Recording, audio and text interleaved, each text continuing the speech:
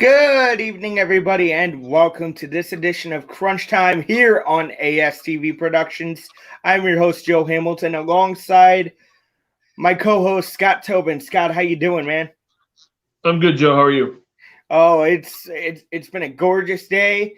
Nice day to watch baseball, and the Cardinals really didn't disappoint from an offensive standpoint. I was kind of shocked that they scored that many runs early, but Scott, how'd your day go, man?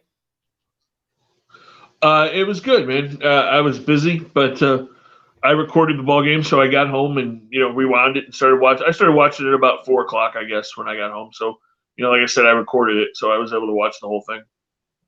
Yeah, let's get to that Cardinal game because that was probably one of the craziest games, not that I've ever watched. It's one of them that you will put in the books of really crazy games. It was cold to begin with. So let's reiterate the conversation, Scott, that we had before this game even started over our group chat. Basically, what did we say that this game was going to be in terms of scoring? I mean, usually in cold weather games, you don't see a whole lot of runs scored. Today was definitely the opposite of that. Luis Castillo definitely didn't have his good stuff, especially in that first inning, and the Cardinals made him pay for it. Man, and I definitely see where you said, and my dad agreed, that the Cincinnati defense was awful today. Yeah, like I said, put the ball in play, and good things will happen. And the Eugenio Suarez at shortstop, I don't know how long that can last because he made two really bad plays. He completely missed that ground ball that Yachty hit in the first inning for a 2-run error. And then in the second inning, the ball that he made a pretty good play on the ball that Goldschmidt hit in the second inning, but then the throw was short, and he didn't get that good true hop to Votto. It was kind of on a line and then hopped right as it got to him. So it was a tricky play for Joey Votto. He should have been able to knock that ball down, but he didn't. And Joey Votto didn't play a very good game at first base today either. There were a couple of balls that he should have been able to pick at first base that got around by him. Yeah, and as me and my father always talk during the game, and that's one of the things I said to him. I go, Votto should be picking these throws, man. I mean, yes, they're bad throws and they're in between hops, but you got to pick those, right? I mean, as a first baseman, Scott, I'm sure you played some first base. Where do you want that hop? You want it out in front of you more. The Suarez one is a tricky one because you're not sure if that ball is going to stay on a line because it got so close to him. You're not sure if that ball is going to stay on a line and be just ground level or if it's going to take the hop that it did. And so I understand why that throw in the second inning got past Votto. There were a couple of other ones, though, that, like you said, he should have been able to pull up. Just not a good day for anybody on the Reds defense. And one of the bad things on the Red side is Nick Senzel's out with a shoulder injury, and those shoulder injuries can be pretty bad. Yeah, I was just going to say that. The one good play they made, Nick Senzel makes a diving catch to take Arenado's third straight hit away from him and ends up hurting his shoulder doing it. So, I mean, yeah, it just wasn't a good day for the Reds defensively at all. It was not, and I think the cold had to help with that pain because anytime you hit the ground, especially in the cold, Scott, it's going to hurt. And if you land the wrong way, it's not going to be good. Well, and if he pulled something or anything either, that muscle's going to tighten up really fast in that cold weather. So probably best that they got him out of there. And you have to give the Cardinals credit because when the Reds made a mistake, the Cardinals made him pay for it.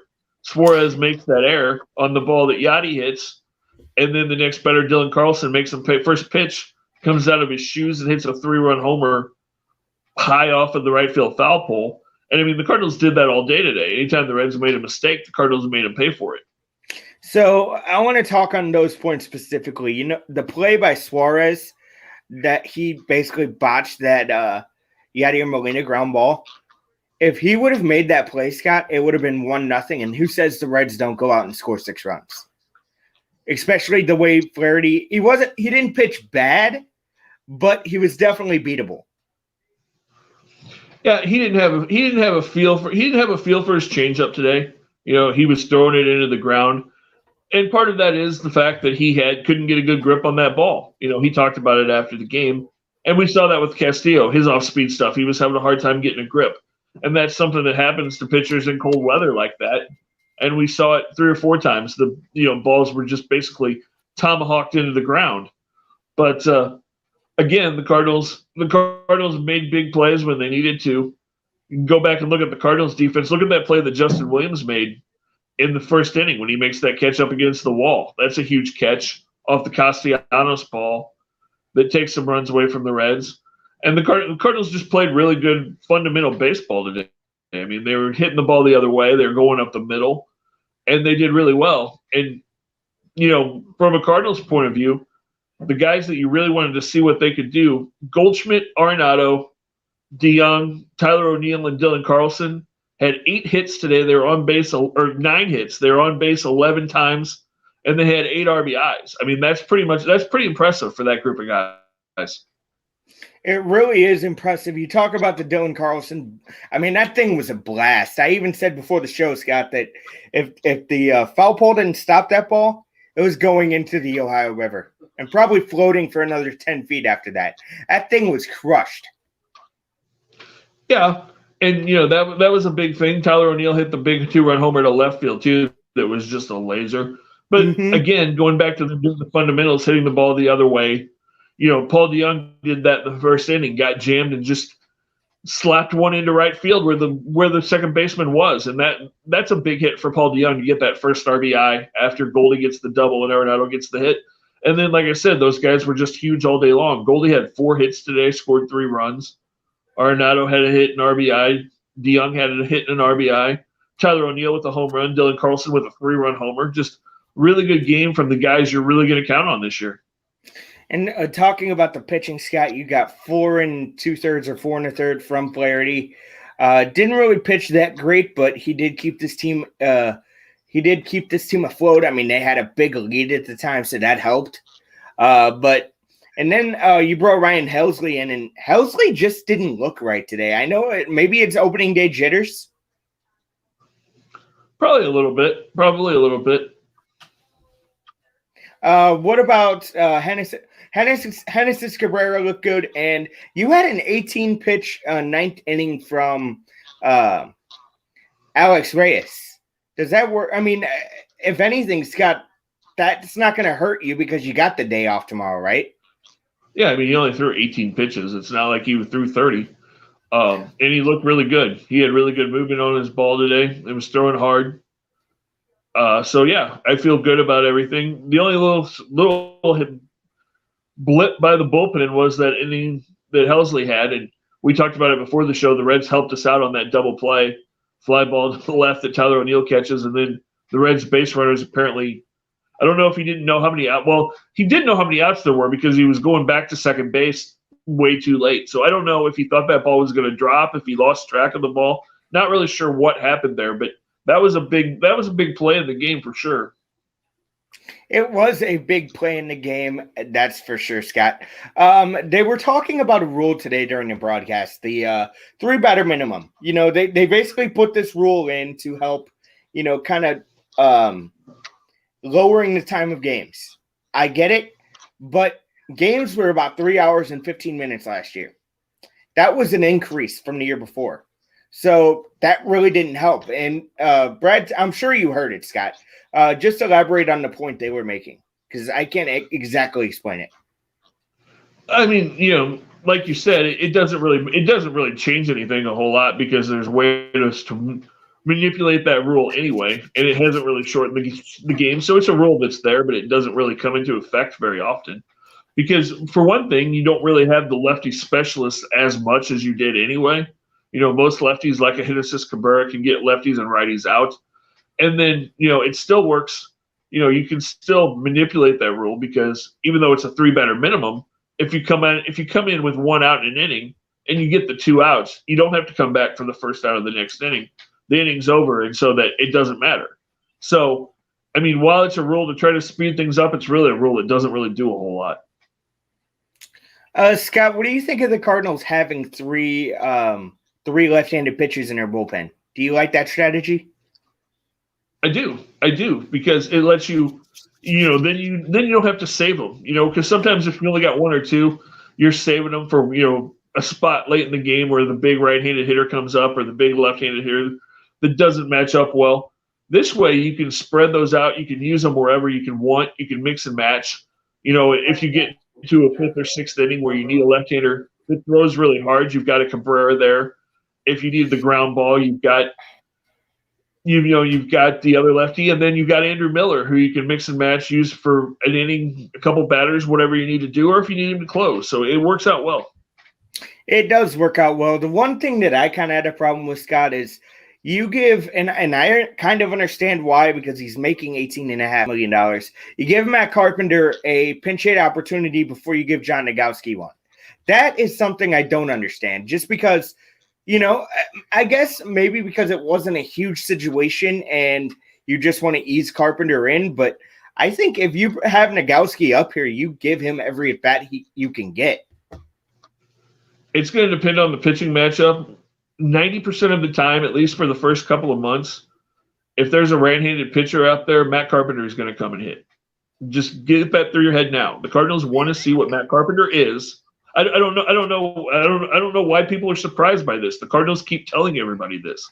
They want to see what Matt Carpenter can do. They want to put him in situations. They want to give him a chance. Matt Carpenter against a right-handed pitcher is going to pinch hit pretty much every time.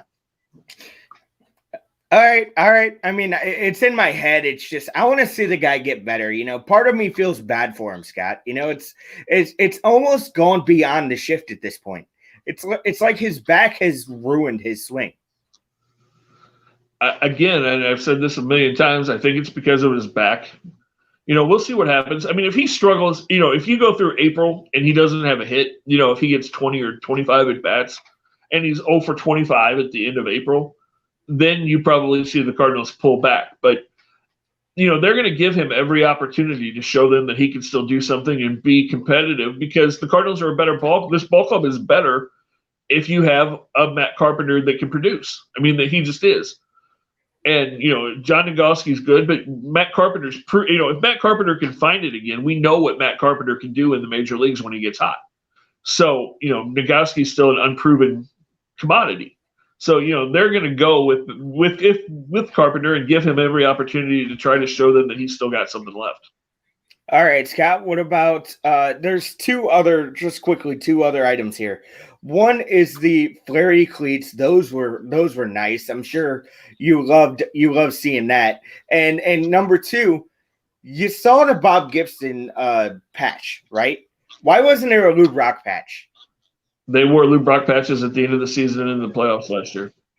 Okay, so they did last year, and they just didn't want to bring those back. I get it. I guess he did kind of during the season, so I get it now. It's just I thought you'd want to still pay tribute to those guys through this season too. It was a short period, but that's kind of how they do it. He passed away, and they did it for those last few weeks of last year and a little bit of the postseason. And then, probably if Gibson doesn't pass this year, they maybe would have done Lou again. But you've got to honor Bob now, too. And I guess they probably didn't want, or maybe Major League won't let them put two different patches on their uniforms. They may only be able to do one at a time.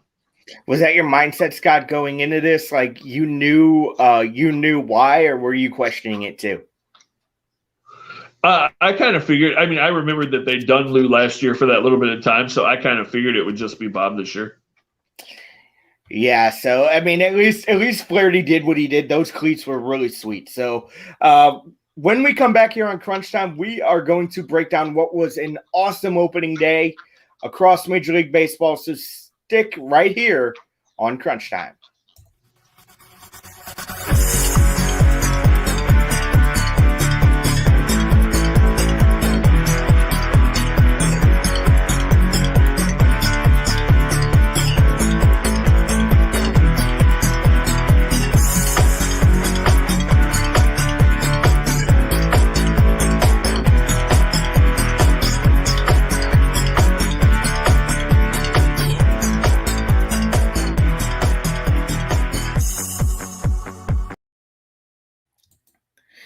Welcome back to Crunch Time here on ASTV Productions. Joe alongside Scott.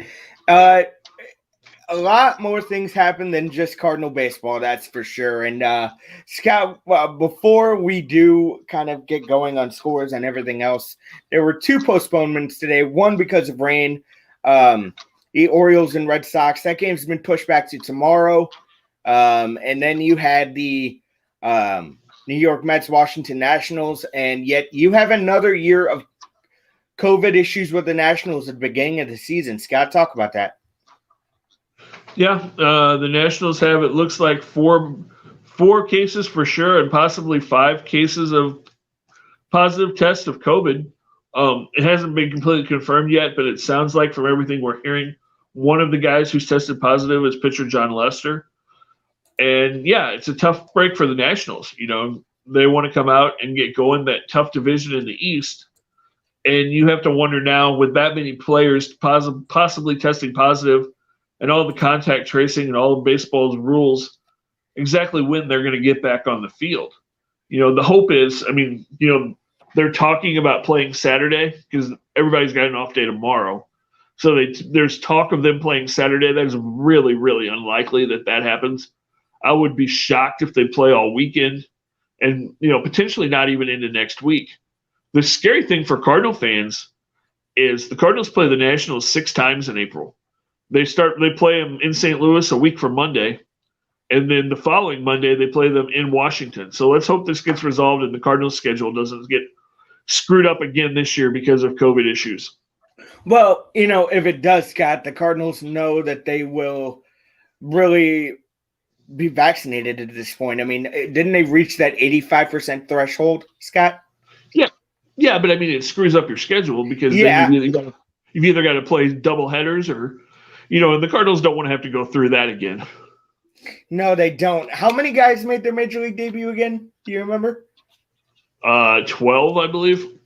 Oh, man, it was crazy. It was crazy, that's for sure. So let's kind of go through the MLB scoreboard here. And let's start in Milwaukee. You had the Minnesota Twins and the Milwaukee Brewers. The Milwaukee Brewers scored 3 runs in the 9th inning to tie this game, and they win in a walk-off fashion 6-5. What does this tell you about Minnesota? Do they have a clear-cut closer, Scott? No, and Minnesota should have gotten out of that inning.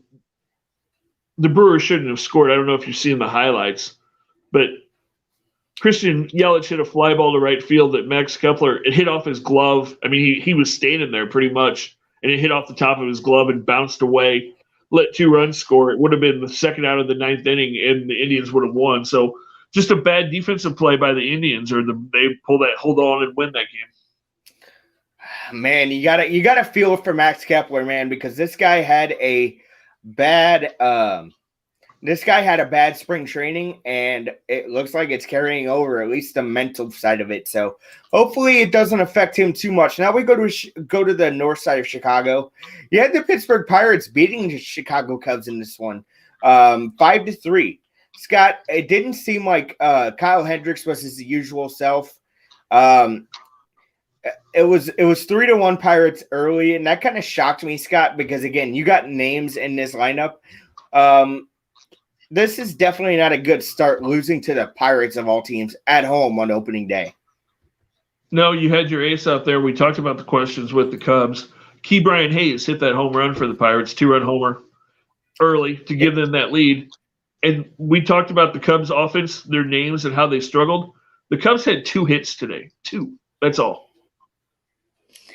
Ouch. Against the Pirates pitching. Yeah, made Pirates pitching look like Cy Young caliber pitching. Here's the thing, Scott.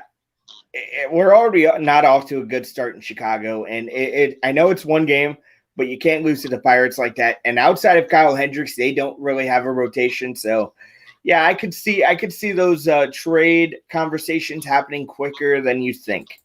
That's for sure. The Atlanta Braves and Philadelphia Phillies. The Phillies win a close one today, about a final of 3-2. You had a slugfest in Kansas City. The Texas Rangers, Kansas City Royals. The Royals win this one 14-10. That's more of a football score than a baseball score. I felt like I was watching the Dallas Cowboys and Kansas City Chiefs there for a second. Then again, those games would never be close. But you had the Cardinals and Reds. Of course, Cardinals win 11-6. Arizona and San Diego. Arizona loses a tight one today to San Diego, 8-7. And Scott, You talked about it earlier. Darvish did not have a good game. Talk about this game, and it was closer than I think a lot of people thought. Yeah, Darvish wasn't good. Gave up 5 runs in 5 and a third innings. Got knocked out. Madison Bumgarner didn't pitch well for Arizona either. Neither one of those guys had good games today. But, we've talked about everybody talks about this Padre pitching. Let's see what kind of year Hugh Darvish has. We've seen him have some pretty rough ones 2 out of the last 3 years, and today was definitely not a good start. Speaking of having a rough outing on the mound, the Los Angeles Dodgers lose to the Colorado Rockies in Colorado by a final of 8-5. Clayton Kershaw took it on the nose in this one. Safe to say the best part of his career is over, obviously. I wouldn't say that. He was pretty good last year. It's a bad game. He was pretty good last year. Pretty good in the postseason. He had a bad game today. 5 runs, 10 hits. He wasn't real good, but I'm not worried about Clayton Kershaw. First start of the year, it wasn't bad. Did you see the highlights? The Dodgers. You want to talk about things you don't see very often. Did you see the misplay by the Dodgers, base running misplay? No. Cody Bellinger, nothing in the third inning. Cody Bellinger hits a ball to left field. Josh Turner's on first base. He rounds second because he thinks it's going to be a home run. The Rockies left fielder jumps over the wall and catches the ball. Turner sees him catch it, puts his head down, and starts running back. What he didn't see is after he caught it and still had his glove on the other side of the wall, he dropped the ball. So it would have been a home run. Cody Bellinger's halfway between home plate and first base, kind of standing there watching it because he wasn't sure if it got caught or not. While he's doing that, Josh Turner has his head down, running back to first base thinking it's an out, and runs past Cody Bellinger. So Cody Bellinger gets a 2-run homer, but because Turner ran past him, that can't happen. Bellinger got credited with a single, no runs scored, and Turner's out. Wow. Not a good way you want to start if you're the Dodgers, right? I mean, you're picked, and I understand, Scott, you're not going to win 116 games, but my God, this team was picked to be the best team in baseball. Granted, it's one game, but that's not a way you want to start. No, and I mean, we see stuff like this happen every year. Teams that you don't expect to win series. Teams get off to slow starts. I mean, remember a couple of years ago, the Dodgers were under 500 almost at the All-Star break, and then they got really hot in the second half. So, I mean, it's one game. I wouldn't worry about it. But, yeah, not the start you want to get off to if you're the defending World Series champs. Not the start you'd want to get off to at all. And crazy enough, Scott, I mean, we've seen crazy things already on opening day. I mean, teams playing in the snow. Did you by chance see the highlights of that Detroit game?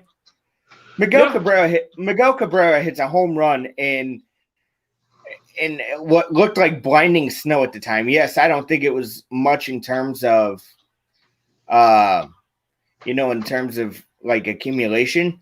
But it was just snow showers. But yeah, it was a pretty cool moment to see.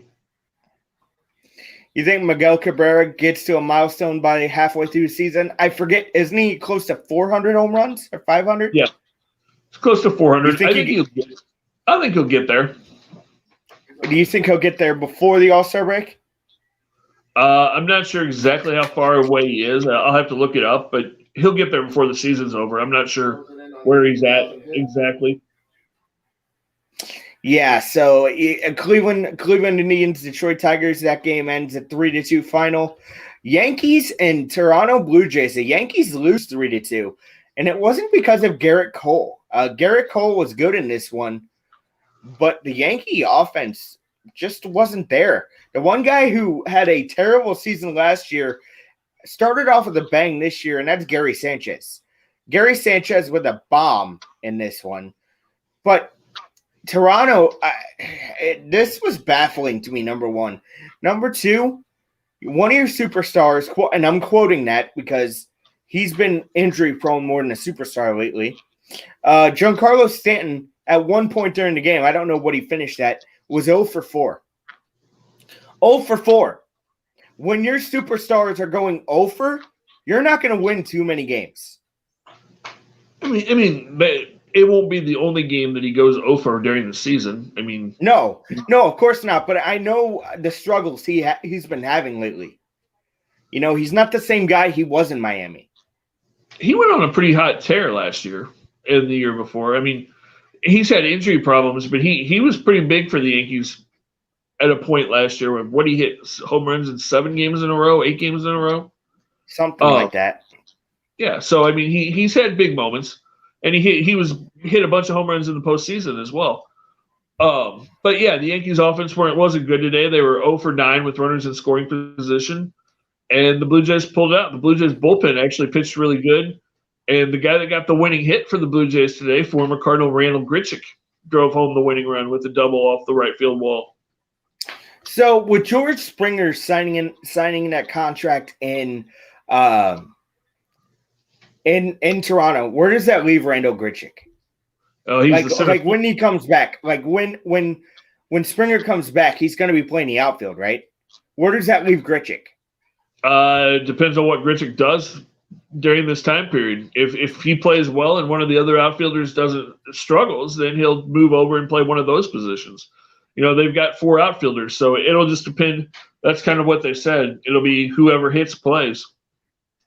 Whoever hits plays, and that's the way it should be, Scott. And let's go to South Florida now. You got the Miami Marlins getting shut out 1-0 by Tyler Glasnow and the Tampa Bay Rays. You don't see very many 1-0 games, Scott, and it's really good to see Tampa come out on the right foot after losing the guys they have. Glasnow pitched really good, but he did not get the win in this one. Ryan Thompson gets the win. So Glasnow was good. I think at one point he retired like 9 or 10 Marlins in a row, something like that. So it's good to see Glasnow have success. I've always liked Tyler Glasnow. Yeah, both starters pitched well in there. Sandy Alcantara pitched 6 shutout innings for the Marlins also. So both starters pitched really well. 1-0 game. And that's 2 teams that we've talked about that we're not sure what kind of offense that either one of them are going to have this year. And it was a pitcher's duel today. Yeah, it was a pitcher's duel. And Scott, I've asked you this before, but I wonder if it still holds true. Do you like pitcher's duels, or do you like slugfest, or do you like something in the middle? I like all of them. I don't want to see slugfest every day. I don't want to see pitcher's duels every day. I like to see good games, but I like to see a mix. Every once in a while, I want to see a team scored. Every once in a while, I want to see those 12-10 games. And sometimes I want to see the 1-0, 2-1 games, and then other days you want to see 6-4. You just would like to see a nice mix of all 3 of those to have an exciting season. Yeah, you'd like to, but sometimes that's not where it goes. So, Scott, before we go to break here, talk about what's coming up next here on Crunch Time. When we come back, we're probably going to talk a little more baseball, and then in the last segment tonight, we're going to preview the NCAA tournament, the Final Four coming up this weekend, and we will talk about a legendary college coach calling it quits. So stay tuned right here on Crunch Time.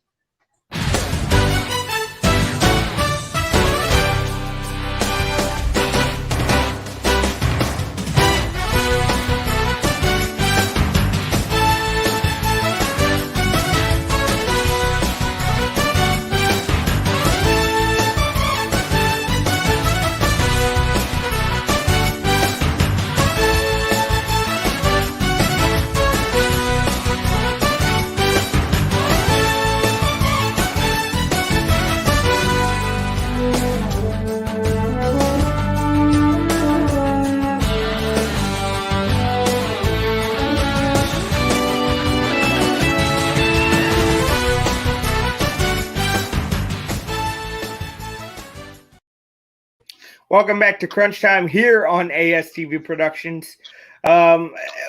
News broke last night, Scott, and I wish I would have been on it with you, at least to chat with you once that Lindor deal came down. Francisco Lindor signs a 10-year extension with the New York Mets that will start in 2022. That's worth $341 million.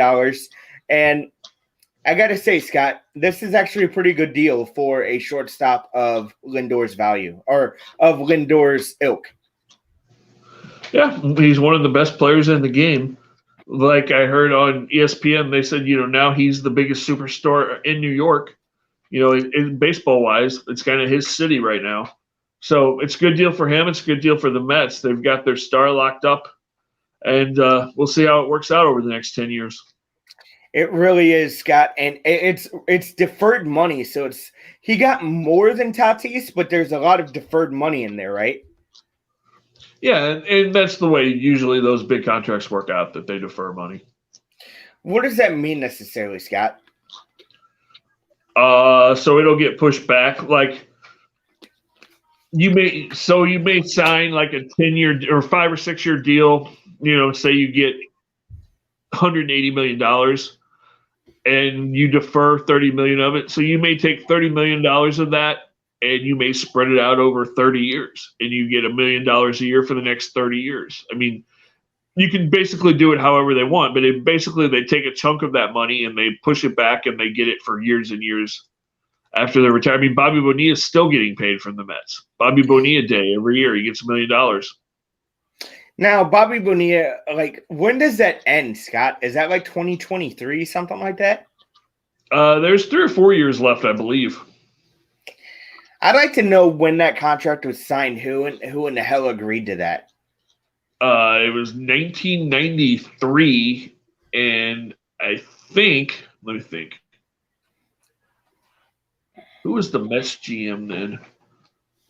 I want to say that it was Steve Phillips. I'm not 100% sure about that, but I'm pretty sure Steve Phillips was the Mets GM when that deal got signed. I just what do you know the terms of that deal? Was it like 20 years or something like that? 10 years, whatever it was? Well, I mean, it was it was like a 6 or 7 year deal. Might not have been that long. It might have been 6 years, but it was a ton of money. But he deferred $1 million a year for 30 something years. So he got a big chunk of it up front, and then the rest of it he got pushed back to give himself $1 million every year for years and years to take care of his family and spread that money out, which is a smart business move. Max Scherzer did that when he signed that big deal with the Nationals a few years ago. Most of the money that he got out of that contract is deferred money. Jim Edmonds and Scott Rowland, when they signed their contracts with the Cardinals, when they re-signed, they both did that. So, a lot of players do that. Edmonds is still getting paid from the Cardinals. They don't talk about it a whole lot, but Jimmy's still getting paid from the Cardinals. I wonder, and that's probably partly the reason we see him a lot on Cardinal TV. And frankly, I like Edmonds. I like the way he talks the game. But Scott, talking about Lindor, how does this set up the Mets for years to come now? I mean, you've got your superstar. Now you've got to keep your team around him. You've got to get Jacob deGrom re-signed, because that deal is going to come up soon. Noah Syndergaard's going to be a free agent at some point in the next couple of years. You've got Marcus Stroman and Carlos Carrasco this year. Do you re-sign those guys?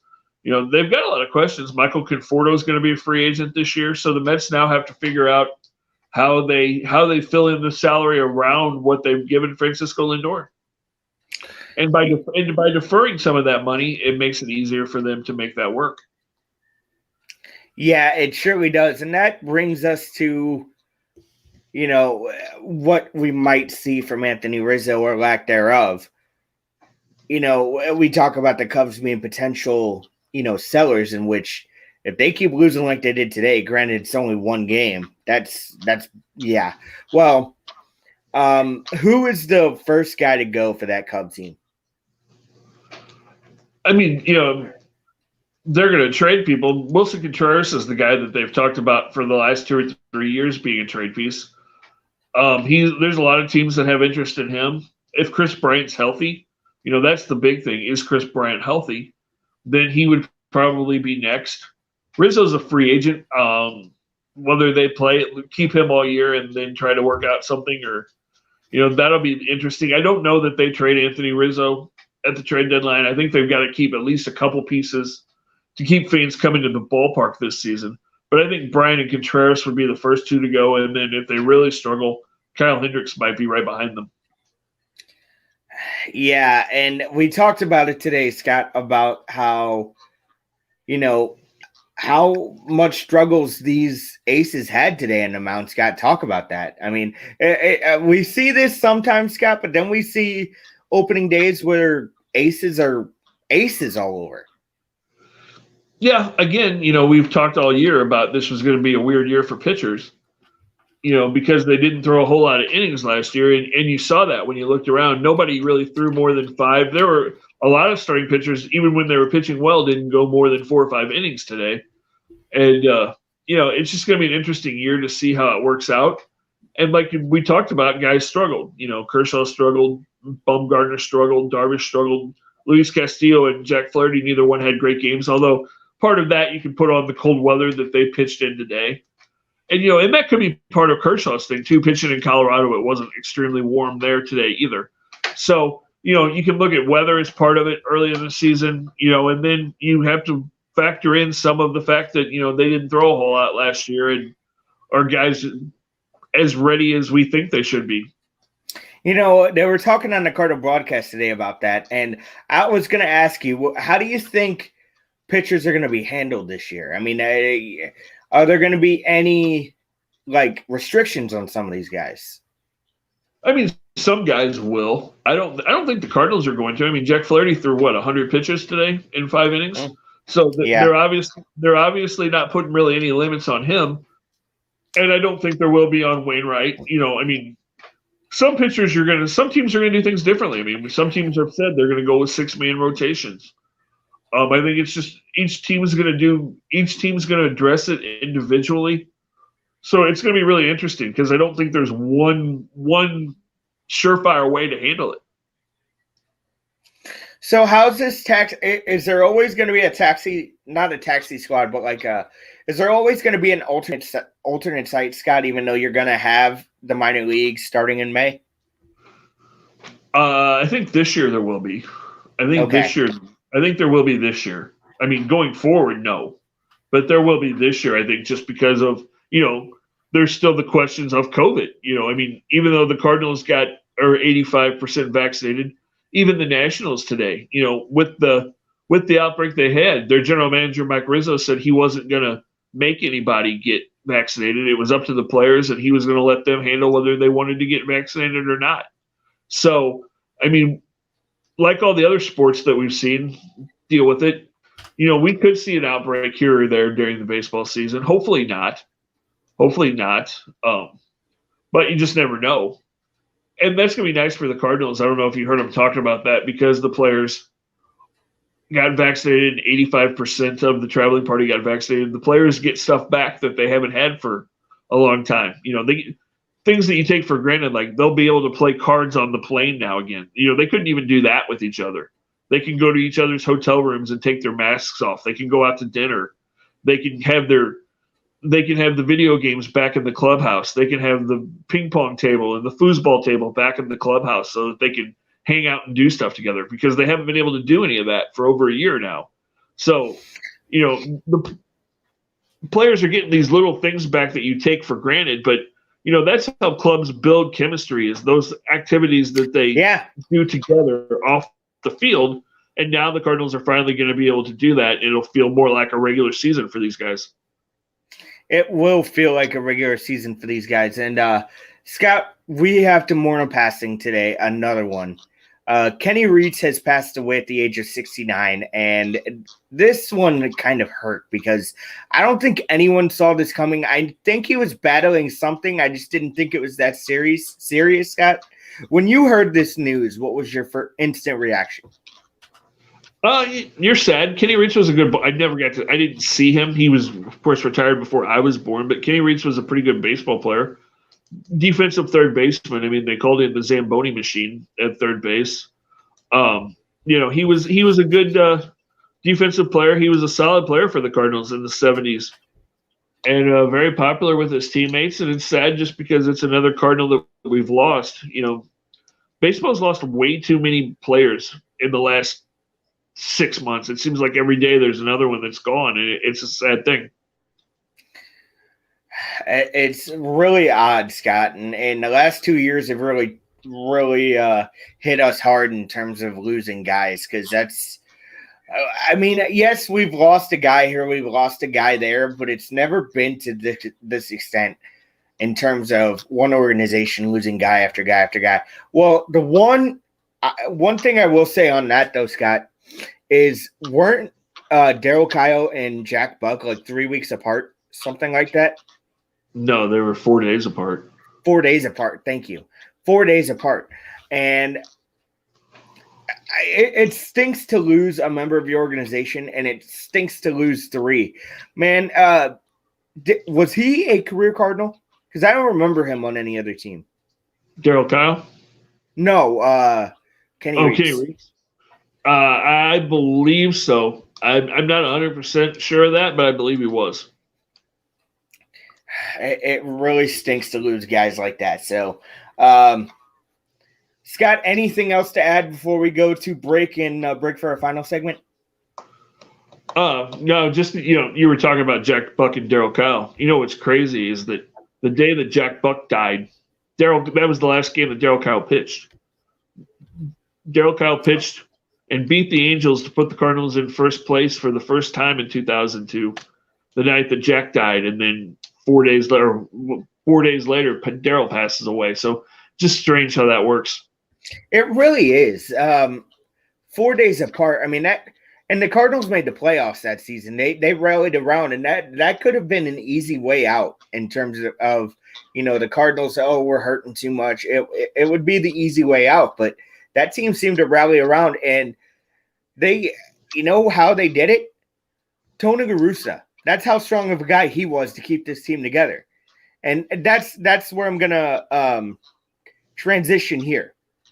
Tony La Russa back. Go ahead. No, go ahead. Tony La Russa back in the game. Is this too late for him to be a manager in today's game? Because it's a lot different even from 10 years ago, Scott. But here's the thing you got to realize. Tony La Russa has not been away from baseball for 10 years. No, out of the dugout. But the game hasn't changed. It's not like he went away and the game totally changed and now he's just coming back. He's been in the front office. He's been involved in decisions. He's seen how analytics. He's been involved with all this stuff. Tony knows what's going on. It's not like he just walked away and came back and it's a totally different game. He's been involved in the front office of multiple organizations for the last 10 years. So he knows how the game's changed and evolved and how players have changed and evolved. And Tony's going to be just fine. As a matter of fact, I picked him as my American League Manager of the Year. Yeah, I hope you're right, Scott, because that White Sox team is fun to watch. Now, that game's going on right now. Do you have a score in that? I have not seen a score yet. I've got the Oakland-Houston game on here, so what's that score? No score in that game yet. Giants and Mariners, even though that game wasn't even talked about. I'm sorry, I didn't even bring that up. It looks like the Giants are winning 1-0. Okay. So we're going to go to break here, and coming up next here on Crunch Time, we're going to be previewing the Final Four. And yes, we've gotten to this point. After a year of no NCAA March Madness, we're finally at the 2021 Final Four. So stick with us right here on Crunch Time. Hey Crunch Time fans, my name is Graham Forsyth. I'm the host of Coffee with Graham and the Prospect Show on ASTV Productions. On Coffee with Graham, I talk to athletes, coaches, and whoever else involved in the amateur sports scene in Manitoba and Saskatchewan. And on the Prospect Show, I talk to the best young hockey prospects from around North America. You can catch all the coverage on ASTV Productions. You can catch Coffee with Graham on Tuesdays and Thursdays at 10:30 a.m. Central Time. And for the Prospect Show, that show airs every Friday at 8 p.m. Central Time. Hope to see you there. Have a good. Welcome back to Crunch Time here on ASTV Productions. Joe alongside Scott. We finally made it, Scott, to the 2021 Final Four. After not having a tournament last year, Scott, this has to be must-watch television for you since you've missed it for a year. Yeah, I mean, basketball fans, college basketball fans are excited about it, and it's been a really exciting tournament. We've seen a lot of upsets, a lot of teams we weren't expecting. it's going to be an interesting Final Four. You've got two really good matchups. So I'm excited to watch the game Saturday night. Scott, before we get into these matchups, what is your favorite thing that you've noticed during this Final Four? I don't know. It's just been a different tournament. It's been fun because you've seen so many upsets. You've seen some different teams advance that you don't normally see. Some of the powers aren't there, so it's just been an interesting year this year. It's been an interesting tournament. It's been fun to watch. It's all been in Indiana, and they've done a hell of a job with that tournament. There have been really no outbreaks in this tournament, which I thought maybe there'd be a couple. So kudos on them. Scott, it's going to start with an absolute doozy. Number 2 Houston versus number 1 Baylor, and the Battle of Texas, this is going to be a Texas-sized battle, that's for sure. Yeah, should be a really good game. Most Baylor's definitely favored, but Houston's played really well this year. They've done better in the tournament than a lot of people thought they would just because they're not from one of those power conferences. And, it's the first time they've been in the Final Four since 1984. So they've really shown up, and they've played really well, and it's really an interesting matchup because while I say they haven't been there since 1984, Baylor hasn't been there since 1950. So either way, Scott, a drought's going to be broken here. It will be. And it's going to be a good matchup. I think it's going to come right down to the wire. They both are they're both tall, lean, play really good defensive. I wouldn't expect it to be a real high scoring game. I think it'll probably be in the low 60s. Because both teams rebound well, teams play really good defense. So I could see this being like a 69-64, 68-64, 63 type game. Scott, give me a key for both teams. If either team is going to advance, what needs to happen? So start with Houston. The keys to both of them are pretty much the same because they're similar in a lot of ways. Neither team can get into foul trouble, which is, of course, the key for most teams, but they both just have to play their game. Play really strong defense.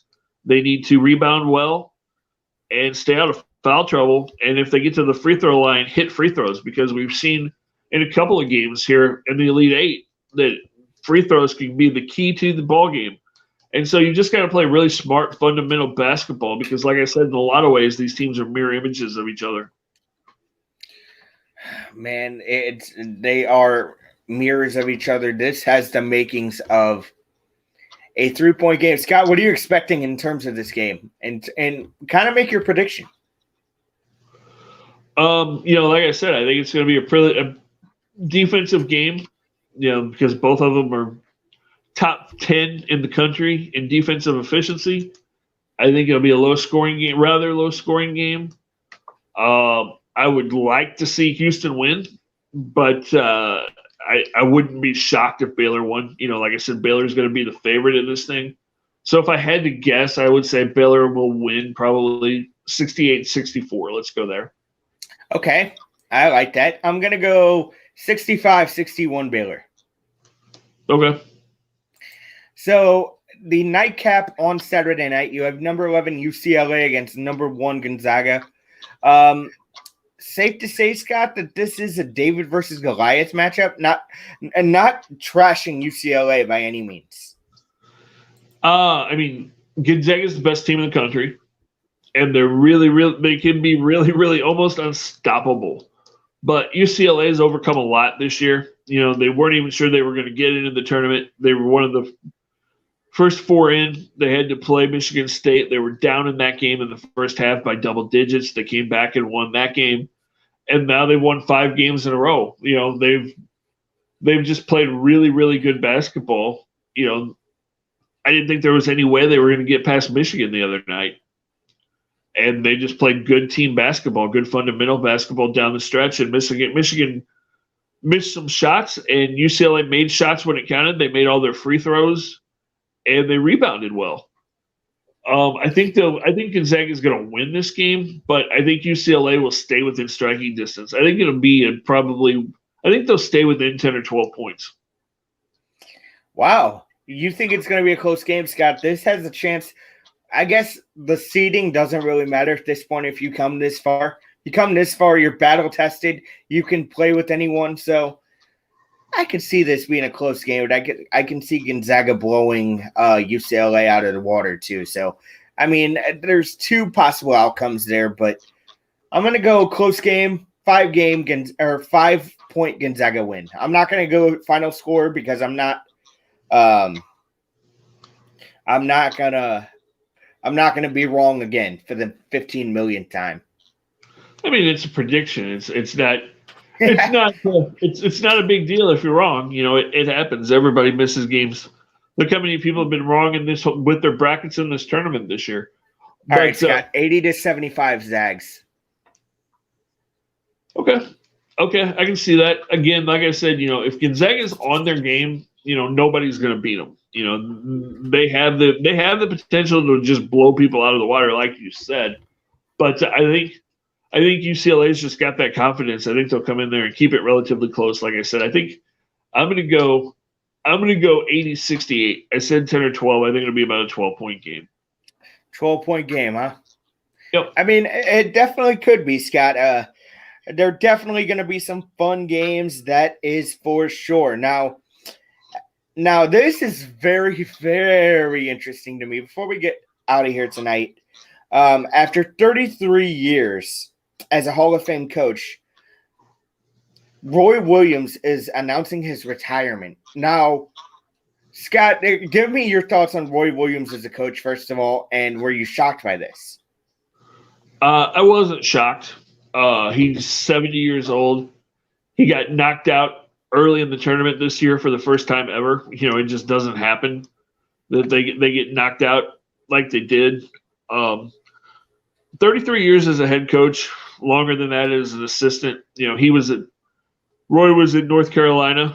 He was an assistant to Dean Smith when Michael Jordan was there in the early 80s. You know, Michael Jordan came out and said, you know, Roy Williams had a huge impact on his career and his life today. And he is a legendary coach. You know, 904 wins, fourth all time. He led North Carolina to 3 national championships. He went to the tournament. He took his teams to the tournament 30 times in those 33 years. I mean, think about that. That's unbelievable. He only missed the tournament 3 times as a head coach. That's unbelievable. How does that even happen, Scott? I know how it happens. You're consistent with your teams. You get good players, but you also know how to coach. You can have all the good players you want. If you don't know how to coach those guys and make them better, then you're not going to be in college basketball long. You're not going to be in the NBA long. You're not going to be in sports long. So Roy Williams to do that 50 out of 53 years. 30 out of 33. Sorry, what? 30 out of 33. 30 out of 33. I thought I heard 30 out of 33 years. I mean, only missing the tournament 3 years. Man, that's almost unheard of. Yeah, it's an impressive stat. You know, he learned under, like I said, he learned under a great coach when he was an assistant at North Carolina under Dean Smith, and then he went to Kansas and I hated it when he was at Kansas. Being a Mizzou fan, you hate the Jayhawks, so I hated Roy Williams for years. And then he went back to his alma mater in North Carolina and, like I said, took them to 3 national championships and did it with some Missouri kids, guys like Tyler Hansbrough in North Carolina. Had some great teams there.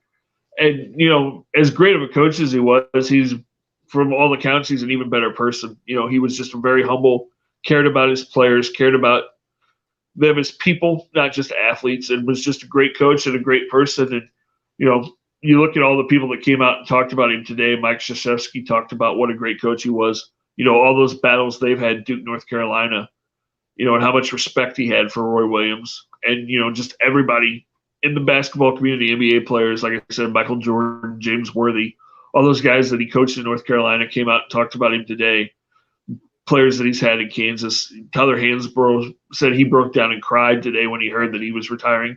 And, you know, great career, 70 years old. And so Roy goes out and definitely a legend walking away from college basketball. You know, college basketball is going to be lesser for it with no Roy Williams, that's for sure. You're not going to replace a guy in Roy Williams, but what kind of coach was North Carolina going to be looking for at this point? They're probably going to go young, I would imagine. Maybe there's an assistant at North Carolina that they're interested in, or I don't know if they'll go look for a big name, but they'll be probably more than likely looking for one of those young hot commodity coaches. To speculate on who it would be, I have no idea at this point. It's too early to even start thinking about that. Scott, before we get out of here tonight, there was something that you mentioned in the group chat that is worth talking about. The LA Chargers are up for sale now. And there's been a possibility of, a rumor around that, hell, maybe the Chargers end up in St. Louis. Maybe. A long shot at this point, but maybe. Talk about that real quick, Scott. I mean, what kind of chances do you give that even happening? Well, we'll see what happens.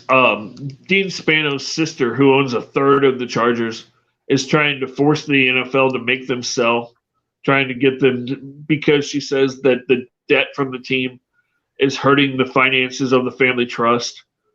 And so she's trying to make them at least sell a third of the team, and she wants the majority of the team sold. So it'll be a court battle more than likely. But you never know. I mean, there's been rumors about the Chargers coming to St. Louis for the last couple of years. They definitely, while they're in LA and playing in Stain Stadium, they're definitely second fiddle to the Rams just because it's Kroenke Stadium and they don't get the pub in LA, that the Rams do. So, I mean, it's a possibility. We'll see what happens.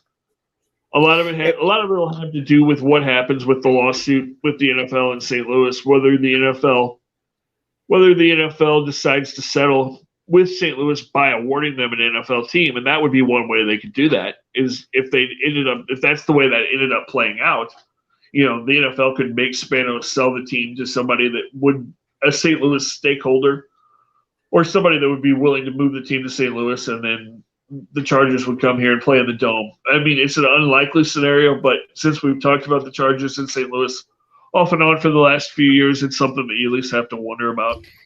I definitely want to get Derek King back on here just to hear his reaction to this because I think it's got some weight to it. I don't know, man. I'd like to see it happen because everyone saying that St. Louis isn't a football town can stick their head up there. You know what? Because that's not true at all. Listen, Scott, these fans came out to support a bad team for years. For years. Oh, I know that. And the NFL knows that. The NFL knows that St. Louis can support a football team. Stan Kroenke used that as an excuse, but the NFL knows better because they've seen the numbers. They know that even when the Rams were horrible, they were still bringing 45,000, 50,000 people into that dome for a subpar product. The NFL knows that St. Louis can support football. Believe me, that was never the reason why they let the Rams leave. It never had anything to do about the city of St. Louis or the fans here. All right, I kind of want to bring light to this situation. Remember the story of the Blues almost moving to Saskatoon and the NHL stepping in? Why didn't the NFL step in and basically fight Kroenke on his shit, basically? Because if go ahead. Scott, if they think this is a football town, then they should have fought for this town. Well, here's the thing.